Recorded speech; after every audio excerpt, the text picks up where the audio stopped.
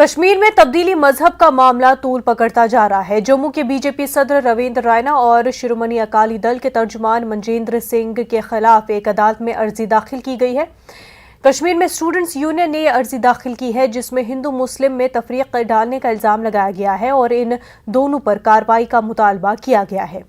वाज़ेह हो कि मनजिंदर सिंह ने इल्जाम लगाया था कि कश्मीरी तलबा गन पॉइंट पर लड़कियों का मजहब तब्दील करवा रहे हैं। इस मामले पर आज श्रीनगर में समाअत है। आपको बता दें कि 4 कश्मीरी लड़कियों के हवाले से बात सामने आई थी कि उन्हें जबरदस्ती इस्लाम कबूल करवाया गया है।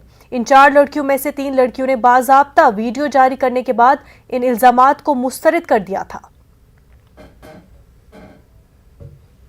श्रीनगर से हमारे नुमाइंदे परवेज भट्ट हमारे साथ जुड़ चुके। परवेज, रविंद्र रैना और मनजिंदर सिंह के खिलाफ अर्जी दाखिल की गई है और स्टूडेंट यूनियन की जानिब से ये अर्जी दाखिल की गई है, क्या कुछ इस अर्जी में कहा गया है?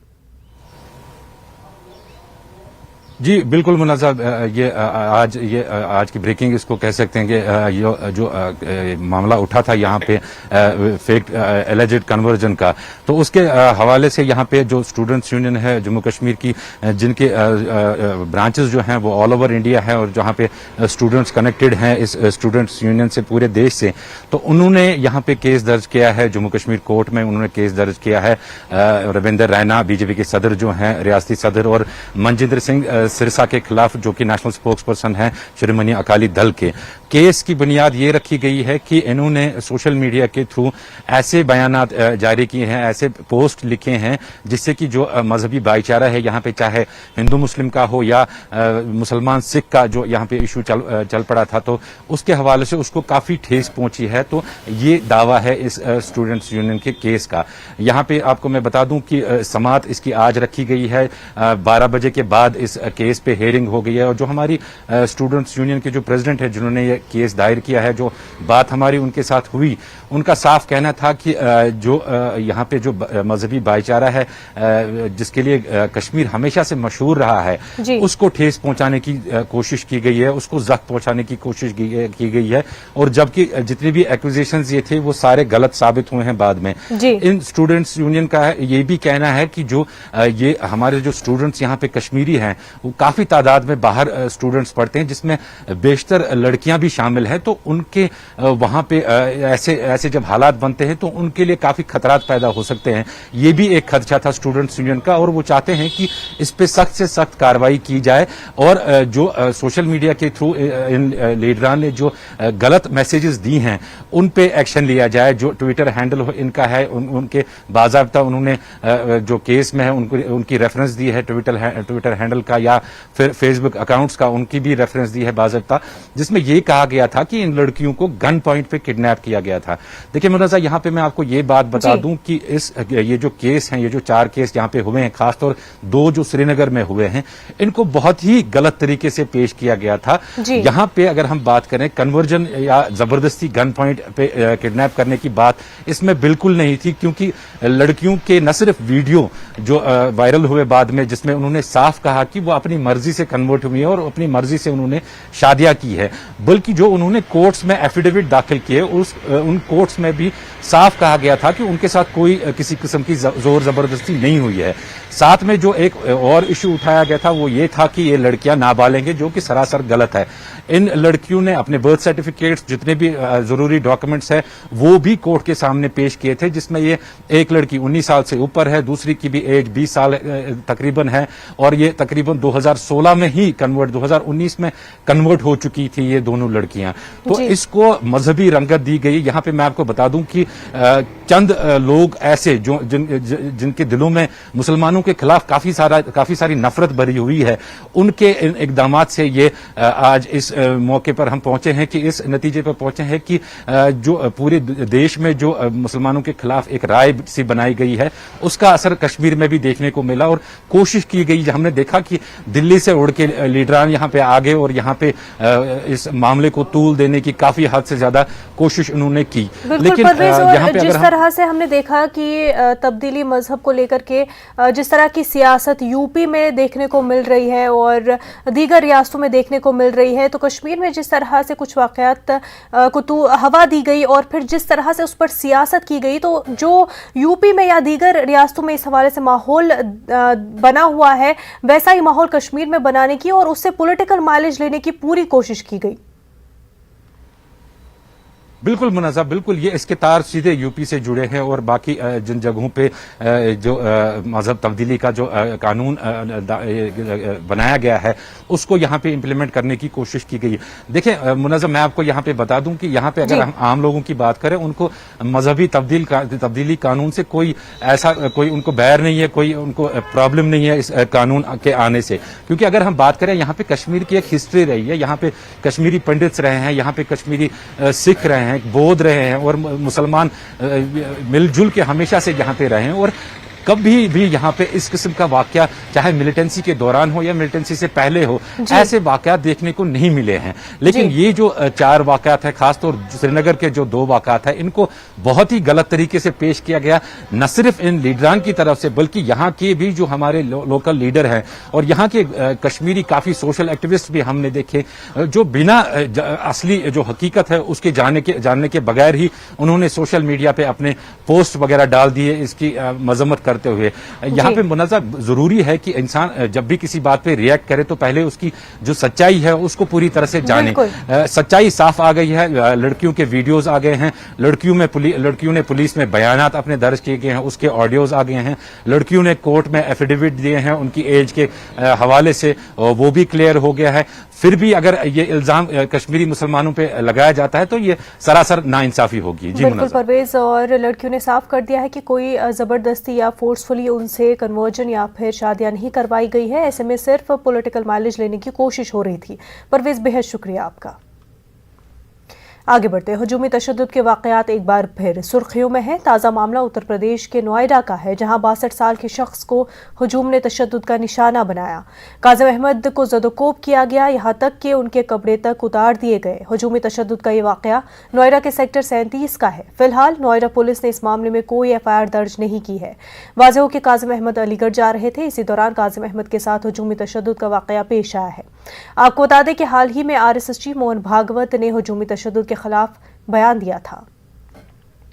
दिल्ली से हमारे नुमाइंदे खुरम शहजाद हमारे साथ जुड़ चुके हैं। खुरम, पूरा मामला है क्या?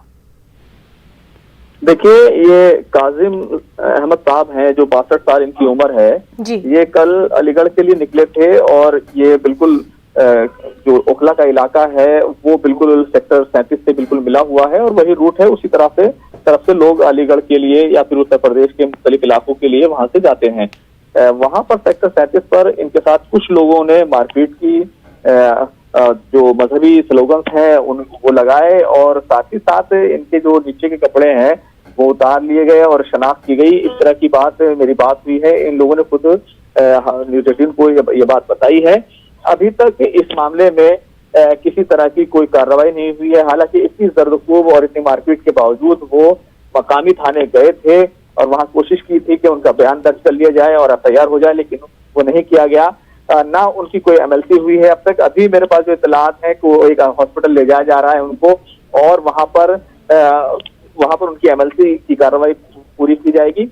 लेकिन जो मुतासरा फैमिली है, मुतासरा बुजुर्ग है, वो ये जरूर चाहते हैं जिन लोगों ने ऐसा किया है उनके खिलाफ कार्रवाई होनी चाहिए।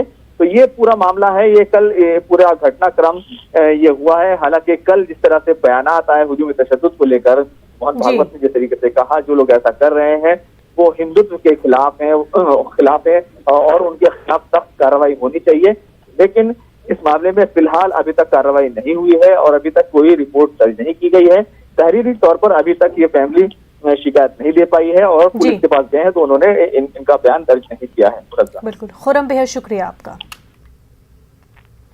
गाजियाबाद में एक किताब की इजराई प्रोग्राम के मौके पर RSS चीफ मोहन भागवत ने बड़ा बयान देते हुए कहा कि लिंचिंग करने वाला हिंदू मजहब के खिलाफ है। उन्होंने कहा कि जो लोग भी लिंचिंग करते हैं उनके खिलाफ कार्रवाई होनी चाहिए। भागवत ने कहा था कि 40,000 साल से हिंदू मुसलमान का DNA एक है। हिंदुस्तान एक राष्ट्र है और मुसलमानों को अपनी पहचान खत्म करने की जरूरत नहीं है। हम साथ चल सकते हैं और चलते रहे हैं। सबको मिलकर मुल्क को आगे बढ़ाना है। एकता प्रेम से होती है, एकता अपनेपन से होती है, एकता निस्वार्थ भाव से होती है। कुछ लोग हैं जो ये आर्गुमेंट देते हैं कि हमारी सत्ता थी और जो हमारी प्रजा थी आज हम फिर से राज्य करें, ये गलत बात है। अब डेमोक्रेसी है, कोई हिंदू वर्चस्व की बात नहीं कर सकता, कोई मुस्लिम वर्चस्व की बात नहीं कर सकता, भारत वर्चस्व की बात सबको करनी चाहिए। एकता की आधार भूमि अपनी मातृभूमि, अपनी ये परंपरा संस्कृति और हमारे समान पूर्वज, उनका गौरव। बाकी हमारे यहाँ सब स्वतंत्रता है, कुछ नहीं बदलना पड़ता है। इसलिए हम कहते हैं कि हिंदुस्तान हिंदू राष्ट्र है, गौ माता पूज्य है, लेकिन लिंचिंग करने वाले ये हिंदुत्व के खिलाफ जा रहे हैं, वो आतताई है।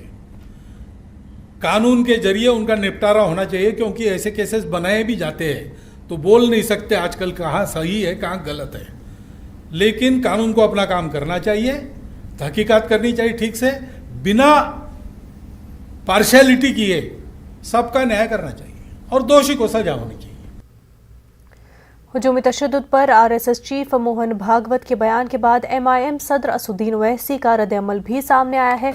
उन्होंने इस हवाले से ट्वीट करते हुए लिखा कि उन मुजरिमों को गाय और भैंस के माबैन फ़र्क नहीं मालूम होगा, लेकिन कत्ल करने के लिए जुनैद इखलाक, पहलूर अकबर, अलीमुद्दीन के नाम ही काफ़ी थे। ये नफरत हिंदुत्व की देन है। उन मुजरिमों को हिंदुत्ववादी सरकार की पुष्ट पनाही हासिल है। वहीं असदुद्दीन ओवैसी ने यह भी लिखा कि मरकजी वजीर के हाथ अलीमुद्दीन के कातिलों की गुलपोशी हो जाती है और इखलाक के कातिल की लाश पर तिरंगा लगाया जाता है। आसिफ को मारने वालों की हिमायत में महापंचायत बुलाई जाती है। जबकि तीसरे ट्वीट में असदुद्दीन ओवैसी ने लिखा कि तशद्दुद और कत्ल करना गोडसे की हिंदुत्व वाली सोच का अटूट हिस्सा है। मुसलमानों की लिंचिंग भी इसी फिक्र और नजरिए का खासा है।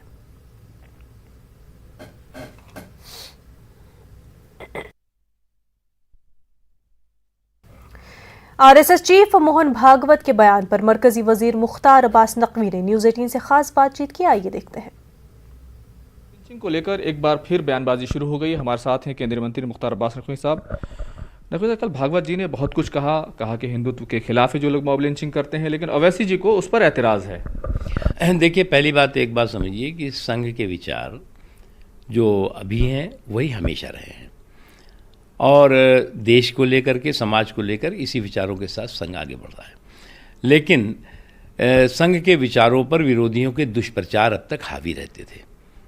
मुझे इस बात की खुशी है कि संघ के प्रमुख लोगों द्वारा जो कार्यक्रम होते हैं, उन कार्यक्रमों में जो सार्वजनिक रूप से संघ के विचार सामने आते हैं, वो निश्चित तौर से ऐसी जो गुमराह करने वाला गैंग था उसकी कलई खोल रहा है, उनमें हताशा निराशा पैदा कर रहा है, उनमें बौखलाहट पैदा कर रहा है। और जो अपनी रोज़ी रोटी बना रखा था, जिन्होंने संघ बैशिंग को लेकर के, संघ को गाली देना उनकी रोज़ी रोटी बन गई थी, वो आज देश जो है वो एकजुटता के साथ आगे बढ़ रहा है। लेकिन कुछ लोगों की दिक्कत केवल ये है कि कैसे नफ़रत का माहौल खड़ा करो। मोहन जी ने जो कहा वो स्पष्ट तौर से, साफ तरीके से देश के बारे में, समाज के बारे में, सामाजिक सद्भाव और सौहार्द के बारे में, समावेशी विकास के बारे में सभी मुद्दे रखे उन्होंने।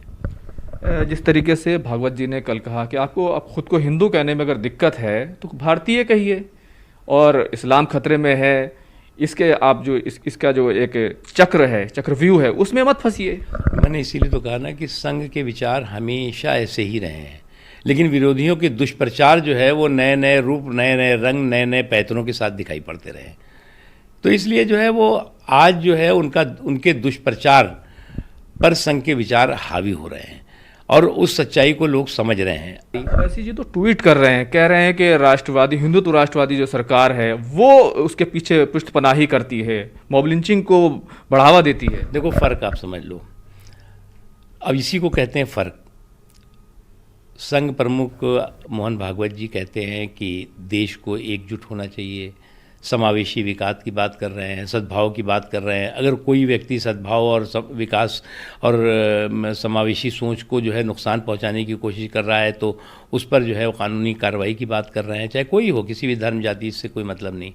और दूसरी तरफ क्या है, हिंदू मुसलमान, समाज को तोड़ो, समाज में बिखराव पैदा करो, यही जिनकी दुकान है, जिनकी ये रोज़ी रोटी है, वो ये इसी काम में लगे हुए हैं। लेकिन अफसोस की बात है कि अब इनकी ये गुमराही, जो गैंग की जो पूरी की पूरी साजिशें थीं, षड्यंत्र थे, वो एक्सपोज हो रहे हैं। सर, एक आखिरी सवाल कल ही एक घटना सेक्टर 37 में नोएडा में सामने आई। एक बुजुर्ग के साथ मारपीट की गई और धर्म के नाम पे मारपीट की गई, और उस मामले में कार्रवाई करने की कोशिश की जा रही है। जो भी इस तरह की कोई भी घटना होगी, कानून मजबूती के साथ, कड़ाई के साथ अपना काम करेगा। अगर उसमें साजिश होगी तो भी पता लगेगी, अगर सच्चाई होगी तो भी उसमें कार्रवाई होगी। खुर्रम शहजाद, न्यूज़ 18, दिल्ली। मोहन भागवत के बयान पर एनसीपी लीडर नवाब मलिक ने कहा है कि दुनिया के तमाम इंसानों का डीएनए एक ही है। जी का ये बयान कि भारत में रहने वाले हिंदू और मुसलमान सभी लोगों का डीएनए एक है, हम तो उससे आगे जाके बोलते हैं कि दुनिया में जितना भी मनुष्य जाति है सबकी डीएनए अगर देखा जाए तो कहीं ना कहीं सबका एक है। इंसान इंसान में भेद करना, धर्म के नाम पर, जाति के नाम पर, रंग के नाम पर भेद निर्माण करने में हम विश्वास नहीं रखते। अगर भागवत जी का हृदय बदल रहा है तो हम उसका स्वागत करते हैं, लेकिन संघ। कांग्रेस लीडर नाना पटोले का कहना है, इस पूरे मामले पर क्या कुछ कहना है, आप भी सुनिए।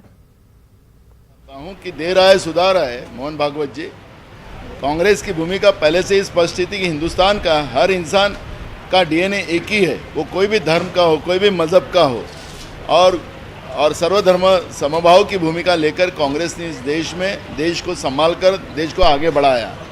आज मोहन भागवत जी को पता चला तो निश्चित रूप से उसका हम स्वागत करते हैं। शिवसेना लीडर संजय राउत ने मोहन भागवत के बयान से इत्तेफाक किया है।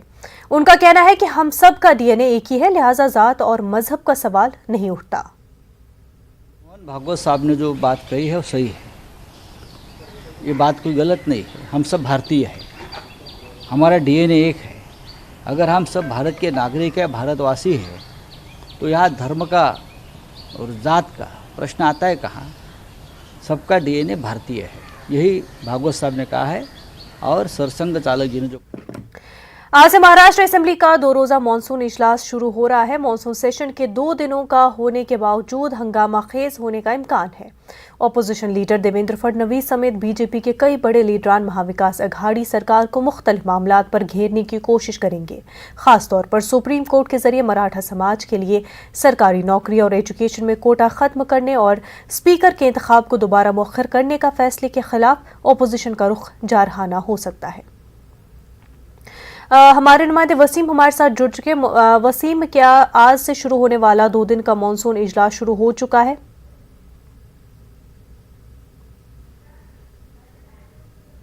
जी वसीम। तो नाजरीन, आपको बता दें कि आज से ही महाराष्ट्र असेंबली का 2 रोजा मानसून इजलास शुरू होने जा रहा है। मानसून सेशन के 2 दिनों का होने के बावजूद यह सेशन काफी हंगामा खेज हो सकता है। ऑपोजिशन लीडर देवेंद्र फडणवीस समेत बीजेपी के कई बड़े लीडरान महाविकास अघाड़ी सरकार को मुख्तलिफ मामलात पर घेरने की कोशिश करेंगे। वसीम हमारे साथ जुड़ चुके। वसीम, क्या मानसून इजलास शुरू हो चुका है? देखिए, आज विधानसभा सत्र का पहला दिन ही है। सत्र सिर्फ महज 2 दिनों का है, लेकिन सत्र शुरू होने से पहले हमने देखा कि विधानसभा की जो सीढ़ियां हैं वहाँ पे विरोधी पक्ष जो नेतागण हैं वो काफ़ी आक्रामक भूमिका में नजर आ रहे थे। विधानसभा या विधान परिषद के जितने भी विधायक हैं वो सीढ़ियों पर बैठकर अपनी नारेबाजी कर रहे थे महाविकास आघाड़ी सरकार के खिलाफ, जो ये बताने की कोशिश कर रहे थे किस तरह से सरकार लोगों के विरोध में काम कर रही है। देखा गया पिछले कुछ दिनों में लगातार बीजेपी आक्रामक भूमिका में और सरकार को घेरने की कोशिश कर रही है। जिस तरह से हमने देखा कि किसानों के मुद्दे पे जिस तरह से देखा गया पंचनामा किया गया है, जिस तरह से अकाल आया था उसके बाद से अब तक किसान को मुआवजा नहीं मिला है। साथ ही देखा गया है कि एमपीएससी के जो एग्ज़ाम्स हैं उसको लेकर छात्रों में नाराज़गी है। अब तक कुछ छात्र एग्ज़ाम नहीं हुआ तो उससे भी कहीं ना कहीं डिले करने की कोशिश की जा रही है। इस मुद्दे को छेड़ा। साथ ही देखा गया है कि जिस तरह से ओबीसी आरक्षण एक बड़ा मुद्दा बना हुआ है राजनीति को लेकर, ऐसे में इस प्रस्ताव को जहां एक तरफ कांग्रेस के जो नेतागण हैं वो विधानसभा में रखने वाले हैं, उस प्रस्ताव को लेकर भी सवालिया निशान बीजेपी उठा रही है कि जिस तरह से सुप्रीम कोर्ट का ऑर्डर था उसके बावजूद भी ये सरकार उस तरह के काम नहीं कर रही है, महज सिर्फ और सिर्फ राजनीति कर रही है, जिसकी वजह से ओबीसी समाज में नाराजगी है। और हम उस प्रस्ताव को अगर लाते भी हैं तो उनके साथ जरूर खड़े होंगे क्योंकि समाज की बात है। साथ ही जिस तरह से देखा गया है कि अब भी कई ऐसे अहम मुद्दे हैं खास करके भ्रष्टाचार को लेकर, उसे भी लेकर लगातार आक्रामक भूमिका साफ तौर पर बीजेपी के यहाँ पे नजर आ रही है। जी बिल्कुल वसीम, बेहद शुक्रिया आपका। आगे बढ़ते मध्य प्रदेश में 12 नुकाती मुतालबात को लेकर नर्सों की हड़ताल 6वें दिन भी जारी है। हालांकि इस बीच नर्सों की हड़ताल को लेकर कई बार इंतजामिया और नर्सों के बीच बातचीत भी हुई, लेकिन नर्सों ने ज़बानी यकीन दहानी पर हड़ताल खत्म करने से इनकार कर दिया है। नर्सों की हड़ताल को लेकर जबलपुर हाईकोर्ट में जारी अर्जी पर आज समाअत होगी। नर्सों की हड़ताल को लेकर नागरिक उपभोक्ता मंच के जरिए अर्जी पर समाअत करते हुए जबलपुर हाईकोर्ट ने मध्य प्रदेश हुकूमत और नर्स एसोसिएशन को नोटिस जारी करते हुए 5 दिन में जवाब मांगा था। नर्सों की हड़ताल पर आज हाईकोर्ट का क्या फैसला आता है, इस पर सबकी निगाहें टिकी हुई हैं। वहीं मध्य प्रदेश के वजीर बराए मेडिकल एजुकेशन विश्वास सारंग का कहना है कि हड़ताल पर बातचीत जारी है और 1-2 दिन में हड़ताल खत्म हो जाएगी। इसी बीच साबिक सीएम कमलनाथ ने ट्वीट करके नर्सों की हड़ताल की हिमायत की है। भोपाल से हमारे नुमाइंदे मेहताब आलम हमारे साथ बराह रास्त जुड़ चुके हैं। मेहताब, आज नर्सों की हड़ताल को लेकर के समाअत होने जा रही है।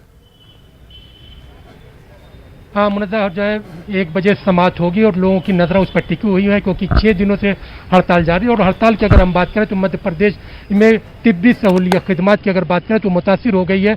मध्य प्रदेश हुकूमत जहाँ बड़े पैमाने पर वैक्सीनेशन का काम कर रही थी, वहीं पर आज अगर बात करें तो राजधानी भोपाल में कुल 25 कैंप ही लगाए गए हैं क्योंकि नर्सों की हड़ताल का एक बड़ा असर देखने को मिल रहा है कि 2 दौर की बात हो चुकी है, लेकिन नर्सें ज़बानी यकीन पर यकीन नहीं कर रही। उनका कहना है कि हुकूमत जब तक तहरीरी तौर पर लिख कर नहीं देती है तब तक हड़ताल खत्म नहीं होगी। आज की जो नागरिक उपभोक्ता मंच ने जबलपुर हाईकोर्ट में जो अर्जी दाखिल की है और उसने नर्सों की हड़ताल को गैर कानूनी बताते हुए उस पर एक्शन लेने की मांग की है। मध्य प्रदेश जबलपुर हाईकोर्ट ने नोटिस जारी करते हुए मध्य प्रदेश हुकूमत और नर्सिंग एसोसिएशन से 5 दिन में जवाब मांगा था। आज इस पर 1 बजे समाप्त होगी और सबकी नजर उस पर टिकी हुई है कि जबलपुर हाईकोर्ट आज फैसला उस पर क्या सुनाती है। वहीं पर कांग्रेस ने नर्सों की हिमायत का ऐलान करके एक नई बहस को जन्म दिया है। जी मेहताब, जहां कांग्रेस हिमायत में आ रही है नर्स एसोसिएशन के, वहीं ये मामला काफी सालों का भी है, इनके मुतालबात काफी पुराने भी हैं। तो जब कांग्रेस की भी सरकार थी तब उन्होंने भी नर्स और पैरामेडिकल जो स्टाफ है उनके लिए भी उनकी तरफ कोई खास तवज्जो नहीं दी थी। यकीनी तौर पर जिस तरह का आपने सवाल उठाया, यही बात अभी जो है थोड़ी देर पहले मध्य प्रदेश के वजीर दाखिला नरोत्तम मिश्रा ने भी कही कि अगर कमलनाथ जी इस पर हिमायत की बात कर रहे हैं तो 15 महीने की उनकी हुकूमत थी तो उस पर उन्होंने काम क्यों नहीं किया। यही नहीं बल्कि उस जमाने में जो है जो टीचर्स एसोसिएशन थी उन्होंने अपने मुतालबात को लेकर खवातीन ने मुंडन तक भी करवाया था। तो वो इस पर सियासत भी जारी है, लेकिन सियासत के बीच जिस तरह से मध्य प्रदेश में तिब्बी खिदमात मुतासिर हो रही है उस पर नजर रखने की जरूरत है। वजीर बराए मेडिकल एजुकेशन का कहना है कि बातचीत जारी है और उन्होंने इत्मीनान का इज़हार किया है कि 1-2 दिन में इसका हल निकलेगा, लेकिन सबकी निगाहें जबलपुर हाईकोर्ट पर टिकी हुई है कि 1 बजे की समाअत में क्या फैसला होता है। बिल्कुल 1 बजे समाअत होनी है और सबकी नजरें टिकी हुई है। बेहद शुक्रिया मेहताब आपका। कोरोना वबा के दौरान बाहमी इमदाद और इन्हिसार का जज्बा मुस्तहकम हुआ है। मुल्क इस वबा से मुत्तहिद होकर मुकाबला कर रहा है।